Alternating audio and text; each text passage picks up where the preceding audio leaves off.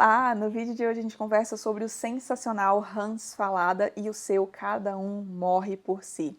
Caso você tenha um livro aí na sua estante chamado Morrer Sozinho em Berlim, cuja capa é esta aqui ao lado, não é coincidência, é o mesmo livro, apenas com um título e numa edição diferente. Ao fim deste vídeo aqui a gente conversa um pouco sobre as duas edições, dá uma comparada, mas inicialmente vamos focar no livro em si, que parece ser um calhamaço, parece não, né? É um calhamaço mesmo, na verdade, mas pensa num livro que voa. As páginas fluem de um jeito que você nem sente o tempo passar, o que é bastante curioso, porque você não imagina que vá querer devorar um livro que tem uma temática como a deste aqui, porque o que a gente tem neste livro aqui?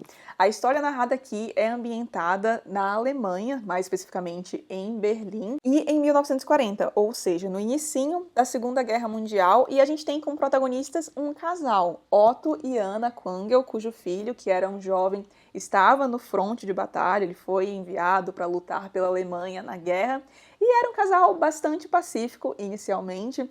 Eles votaram em Hitler, mas não eram nazistas fervorosos, faziam parte de algumas células do partido, mas era mais para manter aquela política de boa vizinhança, não levantar suspeita, não causar problemas, enfim, era um casal bem pacífico mesmo, que inicialmente até fechava os olhos para as atrocidades que o regime de Hitler cometia, porque no fim das contas as coisas para eles realmente melhoram após a ascensão de Hitler, eles conseguem uma maior estabilidade econômica, na renda, vivem tranquilamente, até que, e isso não é spoiler, tá? Acontece bem no inicinho do livro mesmo, eles recebem uma carta que notifica que o filho deles morreu no fronte de batalha. E essa carta representa para eles muita tristeza, claro, pela perda do filho, mas também um choque de realidade. É a partir dessa carta que eles saem da inércia, porque antes eles estavam ali fechando os olhos para as atrocidades que eram cometidas em nome do governo, em nome de um bem maior, estavam só vivendo a vidinha deles mesmo, até que eles perdem o filho em nome do Führer, e aí eles pensam, não, peraí, tem algo muito esquisito aqui, é isso que o regime está fazendo com as pessoas? Eles começam a ficar mais atentos à realidade que os cercam, veem que vivem com medo porque eles moravam num prédio e era muito comum que os vizinhos ficassem de olho uns nos outros para poder denunciar para a Gestapo qualquer coisa suspeita que acontecesse. Eles também conseguem ver o quão fundo a corrupção penetra na sociedade, porque eles veem que as pessoas que são mais próximas ao partido tem muitos favores, muitos benefícios concedidos, mesmo não sendo tão competentes nem merecedoras daquilo. Então, olhando para todo esse cenário, eles resolvem fazer algo. E eles decidem agir através de cartões. Eles escrevem cartões com mensagens contra o regime e espalham esses cartões pela cidade, e não tarda até que esses cartões comecem a chegar à Gestapo, que é a polícia secreta do nazismo. E aí a gente tem uma espécie de thriller aqui, porque o que acontece? A gente tem tanto o lado do Otto e da Anna, planejando como é que eles vão escrever os cartões, planejando a distribuição desses cartões, então quais lugares, que dias, quem vai distribuir, e a gente acompanha essa distribuição. Então, nossa, a primeira vez que eles vão depositar um cartão, você sente um nervosismo. Fica todo um clima de tensão, você fica se perguntando, meu Deus, será que eles vão ser pegos? O que vai acontecer? Enfim, tem esse lado deles, mas a gente também vê o lado da Gestapo, que tem um mapa e eles vão colocando ali onde cada um desses cartões é encontrado. Essa dinâmica é interessantíssima. Entretanto, apesar do Otto e da Anna serem os protagonistas do livro, a gente tem diversos outros personagens. Primeiro que o livro começa em um prédio, que é onde o Otto e a Anna moram, e o autor nos apresenta a outros moradores desse prédio. E tem pessoas de todo tipo. A gente tem a judia, que está sofrendo porque o seu marido foi levado muito provavelmente para um campo de concentração e ela sabe que ela é a próxima, e essa judia é muito atormentada pelos vizinhos de baixo, que são pessoas que têm ligação com o partido nazista, tem jovens que trabalham na juventude hitlerista, então estão querendo ali mostrar serviço para o partido. A gente também tem um homem chamado Conselheiro Fromm, que é um dos personagens mais misteriosos do livro, porque a gente vê que ele tenta ajudar aquela judia, ele dá umas ajudadas também ali para o Otto e para Anna Quangel. Tem também as pessoas que moram ali nas proximidades, tem relações com quem mora no prédio e que se afundam na bebida. Enfim, o prédio acaba funcionando como uma espécie de microcosmos da sociedade, de parte da sociedade, na verdade. E muitos desses personagens têm o seu próprio núcleo, a gente conhece a família de alguns, então é legal porque a gente fica vendo como funciona a dinâmica não só do casal, do Otto e da Anna, mas também de outros personagens. Isso, aliás, é uma das coisas que eu mais gosto do livro.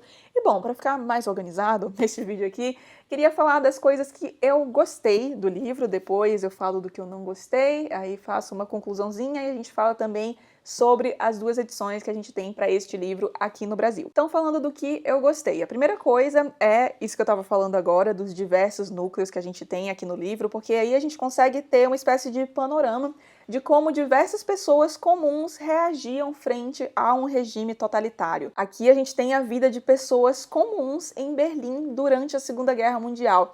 E isso é muito difícil de ver na Alemanha. Eu sei que na França foram escritos vários livros desse ponto de vista, mas na Alemanha isso é um pouco mais difícil porque muitos dos escritores alemães emigraram, né? Saíram da Alemanha durante a guerra, mas o Hans Fallada não. Ele fica ali durante a Segunda Guerra Mundial, então ele consegue escrever com bastante verossimilhança sobre o que estava acontecendo ali, sobre o que era ser uma pessoa comum vivendo num regime totalitário. E isso é legal porque a gente consegue ver aqui também como que o regime se sustentava, como o povo, as pessoas mais humildes mesmo, a massa, era essencial para que as engrenagens do nazismo continuassem funcionando, porque a gente vê aqui que os vizinhos ficavam um de olho no outro. Então, a polícia muitas vezes não precisava estar presente em todo lugar, porque as próprias pessoas vigiavam umas às outras. A gente tem aqui até um caso de um homem que mora num prédio e ele passa o dia inteiro olhando pelo olho mágico para ver se tem algo suspeito acontecendo ali no corredor dele. Então era muito fácil, de certa forma, para o regime penetrar na intimidade das pessoas comuns, porque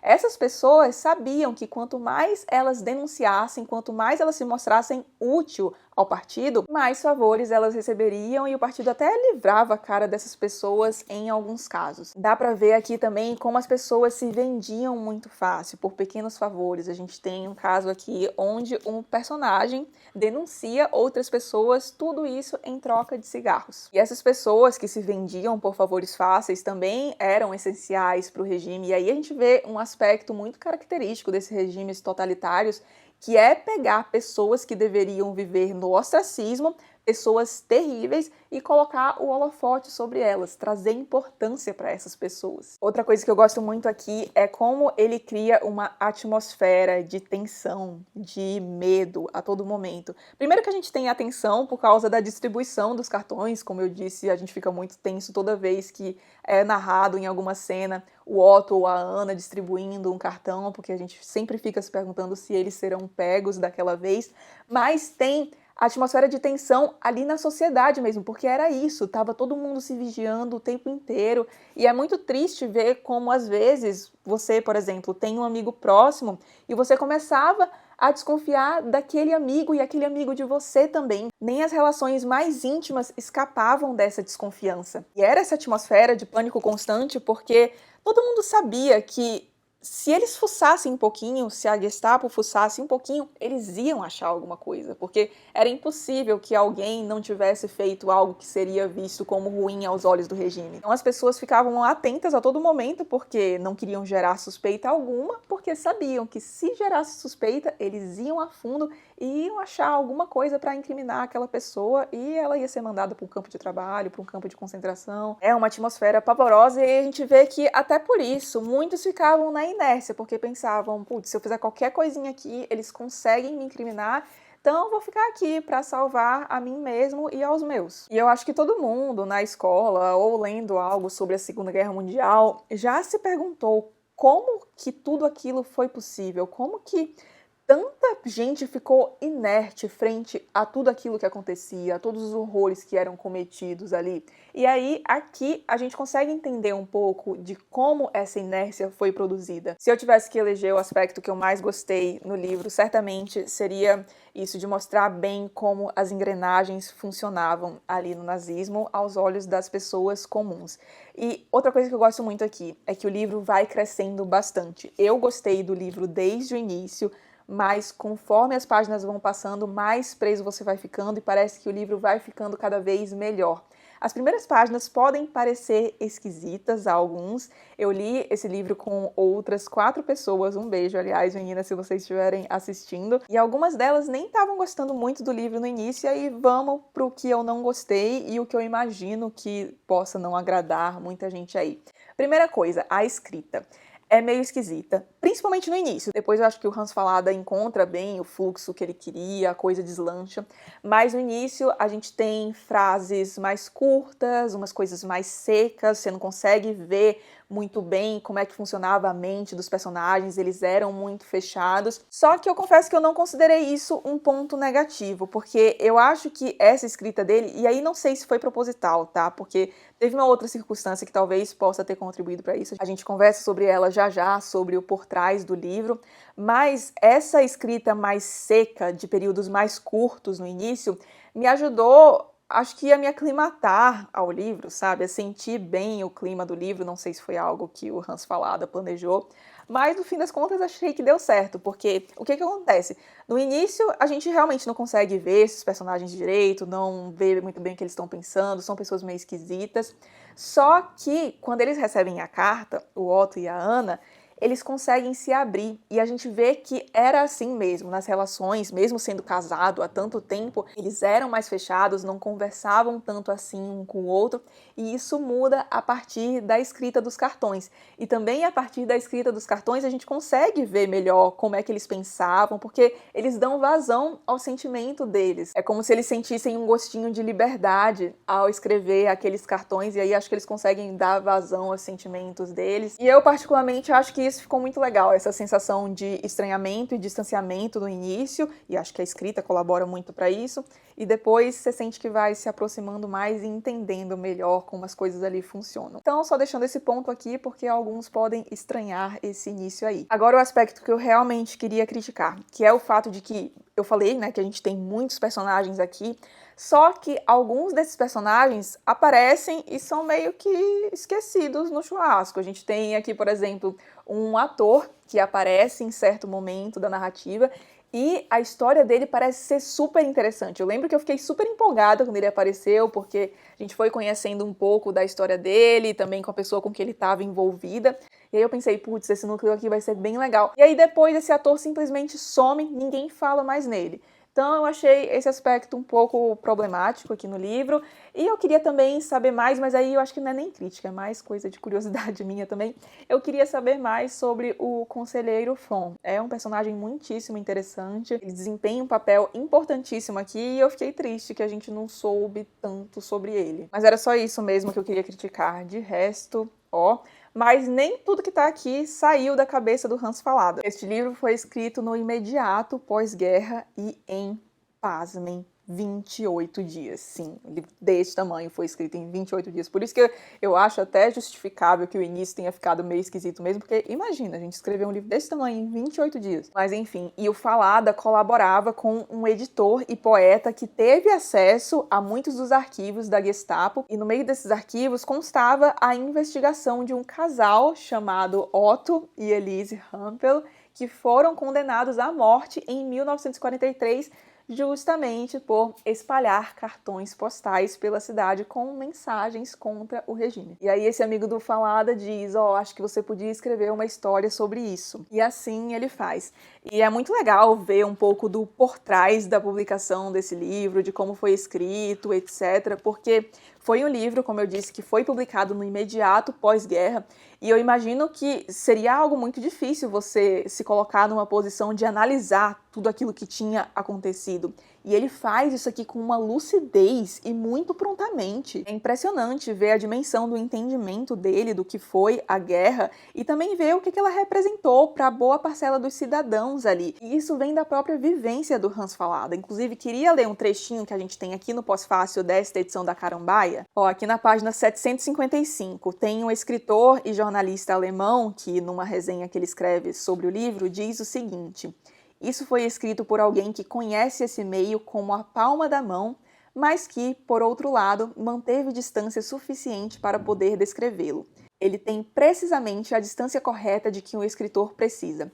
Perto, mas não muito perto. E aqui no Pós-Fácil a gente tem um pouco da vivência do Hans Fallada, e acho que isso se deve muito à vivência dele nesse sentido de conseguir estar no meio, mas com uma distância adequada para conseguir enxergar a dinâmica do meio, porque o Hans Fallada nasce numa família bastante rica, ele faz parte da burguesia alemã, e a vida desse homem, meu Deus do céu, é uma vida muito doida. Não vou entrar em detalhes pra gente não se prolongar mais ainda aqui, mas é fácil de achar no Google. E se você for ler o livro, tá tudo aqui. Mas então, ele acaba saindo desse extrato mais rico da sociedade e vai viver em meio ao povo, em meio aos cidadãos comuns. E eu acho que é daí que vem esse distanciamento necessário, porque ele estava inserido ali, mas ele vinha de outra realidade. Então acho que ele conseguia ver muito bem como as coisas funcionavam em razão disso. E se vocês quiserem saber mais sobre esse caso que inspirou o livro, tem um vídeo muito legal aqui no YouTube, eu vou deixar o link aqui no box de informações, e o vídeo ajuda bem a entender o caso. Rosa, aliás, muito obrigada por me enviar esse vídeo. Agora, sobre as edições. Então, aqui no mercado brasileiro, a gente tem esta edição aqui, cujo título é Cada Um Morre por Si, e que sai pela editora Carambaia.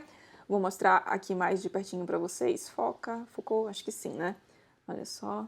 É bem bonitona, apesar de que eu não gosto tanto desse material aqui da capa, para ser sincera. Vou mostrar aqui por dentro para vocês, para vocês terem uma ideia da diagramação. A diagramação é uma delícia, eu adoro a fonte que a Carambaia usa, espaçamento, acho ótimo. E a tradução é da Zonali Bertuol. E aí a gente tem também a edição que sai pela editora Estação Liberdade, cuja foto está aqui. E eu vou pegar meu celular aqui rapidinho para falar das características da edição, porque eu não lembro de cor. O título da Estação Liberdade é Morrer Sozinho em Berlim, que faz referência, se eu não me engano, ao filme, que é bem recente, e o título original do filme é Alone in Berlin. Então acho que eles tentaram dar uma referência ao filme aqui. Aliás, a tradução do título da Carambaia, que é Cada Um Morre por Si, é a tradução literal do título em alemão, e eu confesso que eu prefiro essa escolha aqui, até porque nossa, faz muito sentido. Diversas vezes o Hans Fallada vai retomar nessa ideia de que ali é cada um por si mesmo. Então eu prefiro este título aqui. A tradução é da Cláudia Abelin, que é uma tradutora super renomada no mercado editorial. Ela já traduziu alguns contos do Thomas Mann e também traduziu alguns contos da coletânea chamada Homens em Guerra. Aliás, coletânea sensacional, já tem vídeo aqui no canal. Vou deixar o link no box de informações. E temos vídeo também para os contos do Thomas Mann. Também vou deixar o link aqui no box de informações. Aí não é capa dura, mas tem folha amarela, como a edição da Carambaia. A edição da Carambaia é em capa dura, aliás. E assim, sinceramente, apesar de eu ter a da Carambaia, eu iria hoje de Estação Liberdade. E aí, por quê? Vamos ver agora, primeiramente, a comparação de preços. Hoje, dia 1º de outubro, o livro da Estação Liberdade, Morrer Sozinho em Berlim, está saindo por R$ 54,90 na Amazon. Agora vamos aqui ver quanto está saindo a edição da Carambaia. R$ 121, ou seja, nem se compara, né? A da Estação Liberdade é muito mais barata. Mas esse não costuma ser o meu critério de escolha principal do livro. Se fosse só pelo preço, eu não ia recomendar a da Estação Liberdade para vocês. Mas o negócio é que, geralmente, o meu critério principal para escolher um livro é a tradução. E a tradução da edição da Estação Liberdade foi indicada, foi finalista, na verdade, ao Prêmio Jabuti de Tradução, ou seja, é uma tradução de respeito. Acho que a tradução aqui da Carambaia também é bem boa. Carambaia costuma ter bastante cuidado com a escolha do tradutor, mas uma coisa me incomodou muito nessa edição. Primeira coisa, o preço, obviamente, mas para além do preço, pelo preço que a gente paga nesse livro aqui, eu não queria encontrar um errinho de revisão, ou talvez uma coisa ou outra. Mas aqui tem muito erro de revisão. Se alguém aí que trabalha na Carambaia estiver, porventura, assistindo a este vídeo, gente, pelo amor de Deus, deem uma olhada nisso aqui, porque são uns erros crassos, às vezes conjugação errada, muitos errinhos bobos. Teve até certo momento do livro que eu comecei a marcar por cima, corrigir, sabe, porque estava me incomodando muito. Então, assim, pagar mais R$ 100 no livro para ele vir cheio de erro de revisão é complicado. E também porque a Marise, beijo Marizinha, que estava no nosso grupo de leitura deste livro aqui, leu na edição da Estação Liberdade e ela me enviou algumas fotos E, gente, folha amarela, que geralmente algumas edições da Estação Liberdade não tem folha amarela, né? Essa tem. E ela me mandou umas fotos do pós-fácil. Nossa, o pós-fácil é muito mais rico do que esse pós-fácil aqui. Tem imagens, tanto do casal que inspirou o Otto e a Ana, mas também exemplos dos cartões que eles enviaram, facsímile, sabe? Eu achei o texto do pós-fácil bem melhor do que o texto que a gente tem aqui. Ou seja, na minha opinião, a outra edição só apresenta vantagens quanto a essa da Carambaia, inclusive o preço, né? Que você praticamente compra 3 livros da edição da Estação Liberdade, um preço que você compraria uma dessa aqui. Então, se fosse vocês, compraria a da Estação Liberdade. Mas voltando pro livro, em resumo, livro maravilhoso. Gostei muito mesmo disso aqui. Tema interessantíssimo, muitíssimo bem abordado, leitura fluida. A única coisa que eu tenho pra reclamar é porque às vezes ficam os personagens meio soltos aqui, mas de resto, adorei. É desgraça total, mas vale muito a pena. E assim, é desgraça, mas nos 2 últimos capítulos nós somos um pouco recompensados, porque dá aquele quentinho no coração, sabe? Nossa, os 2 últimos capítulos são lindíssimos, então vale a pena enfrentar a desgraceira para ler e, como disse o próprio Hans Fallada, aqui no prefácio do livro, alguns leitores poderão achar que neste livro se tortura e se morre com exacerbada abundância. O autor se permite fazer notar que neste livro se fala quase exclusivamente de pessoas que lutaram contra o regime de Hitler, delas e de seus perseguidores. Nesses círculos, durante os anos de 1940 a 1942 e também antes e depois, realmente morrer gente era muito frequente.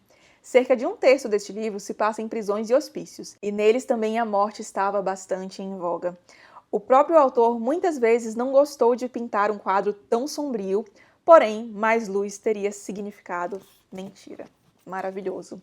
E agora me despeço da galera que não leu o livro ainda, porque queria comentar uns pontos aqui com spoilers. Então, se você não leu o livro, mas pretende ler, vai ler, depois você volta aqui e assiste a última parte, aí a gente pode conversar nos comentários sobre esses pontos. Do contrário, se você gostou do vídeo, não esqueça de deixar um like e de se inscrever no canal, caso não seja inscrito ainda. Um grande beijo e até o próximo vídeo. E agora, vamos ficar aqui com a galera que já leu o livro. Deixa eu pegar até o meu celular aqui, porque eu anotei alguns pontos que eu queria falar e eu não queria esquecer.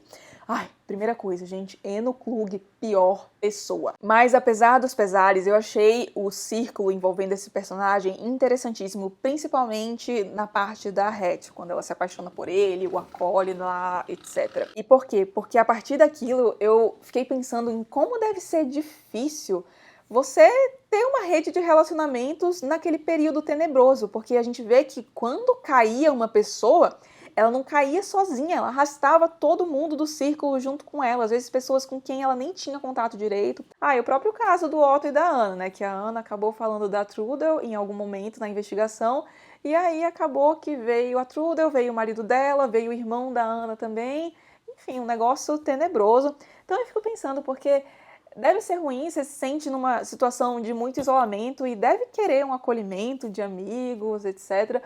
Mas, ao mesmo tempo, se você está fazendo uma certa resistência, isso acaba sendo irresponsabilidade da sua parte, né? Ter contato com outras pessoas. Enfim, muito difícil, não dá nem para imaginar o que deveria ser viver numa situação dessas, né? Aí coloquei aqui também para ressaltar o final, que eu achei lindo. Mas o final aqui, quando ele descreve a morte da Ana, nossa, eu li aquilo várias vezes, grifei, dei coraçãozinho no lado, escrevi lindo, porque eu achei maravilhoso. Também adorei a redenção do Kundodita. Eu e as meninas, a gente tava até discutindo, meu Deus, será que vai rolar? Esse livro precisa terminar de um jeito bom, alguma coisa boa precisa acontecer. E acaba bem, né? Fiquei muito feliz com aquele final. O pai dele, aquele homem horroroso, aparece ali. Eu fiquei, ai meu Deus do céu, não, vai tudo por água abaixo. Mas ele bota o homem pra correr e mostra que realmente tomou jeito na vida, né? Adorei. Aí eu destaquei aqui também o From, que foi muito legal o papel dele de levar o veneno, né? E a gente pensa, de início, pelo menos eu fiquei, meu Deus, ele levou e aí uma jogou fora e o outro engoliu sem nem utilizar o veneno. Mas acho que no fim das contas o papel dele foi cumprido, né? Levando aquele veneno ali. Que eu acho que sem aquele veneno eles não teriam conseguido forças suficientes para enfrentar aqueles dias, sabe? Porque eles sabiam que no fim das contas eles tinham uma opção ali, derramar também deu uma coragem para Ana. Então, acho que o papel do From foi sim, no fim das contas, cumprido. E queria ressaltar também, por fim, esse é o último ponto pra gente acabar já, a cena do suicídio da Trudel, que eu achei maravilhosa. Apesar de muito triste, a narração dessa cena é sensacional. Achei um negócio muito cinematográfico, sabe? Consegui ver direitinho. E como ele compara aquilo a uma orquestra. Ai, maravilhoso. Acho que a habilidade deles na narrativa vai crescendo numa forma exponencial até o fim do livro. E então são esses os pontos que eu queria ressaltar e agora terminamos, enfim. Aí queria pedir para vocês, se vocês quiserem comentar algum desses pontos, por favor, coloquem antes do comentário de vocês uma chavezinha, entre chaves na verdade, spoiler em letra maiúscula, que aí outras pessoas não correm o risco de ler e a gente consegue ainda conversar sobre essas partes do livro. Então, é isso. Um beijo pra vocês e até o próximo vídeo.